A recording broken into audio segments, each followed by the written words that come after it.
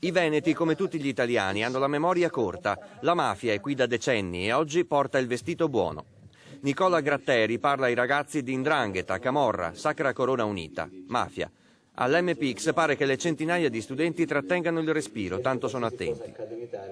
Il capo locale si comporta come l'uomo del monte ogni mattina, fa così o così, come quello della pubblicità se la frutta era matura o meno. Cioè il capo locale in un territorio decide chi deve rimanere vivo e chi deve rimanere morto.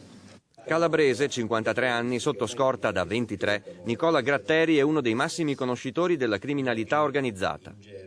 Due affiliati che non sono parenti fanno il giuramento di sangue, cioè si tagliano i polsi o le dita e poi si strofinano le ferite proprio perché il sangue passi, come figurativamente e anche fisicamente, passi dall'uno all'altro. Già 40 anni fa, 30 anni fa, le mafie erano presenti nel nord Italia, in particolare in Piemonte, in particolare in Lombardia, ma oggi molto più forti, molto più presenti in Emilia-Romagna e già presenti a Macchia di Leopardo in Veneto.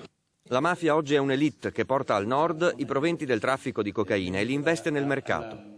E non bisogna più pensare al mafioso con la faccia brutta, rozzo, grezzo. Delle imprese in difficoltà davanti alla prospettiva di fallire o pensare di sognare, fantasticare di farcela, sono pronti a far entrare nella loro società 1, 2, 3 prestanomi delle mafie nella prospettiva, nell'utopia di pensare che fra 2 o 3 anni, come mi rimetto in sesto, li caccio dalla società.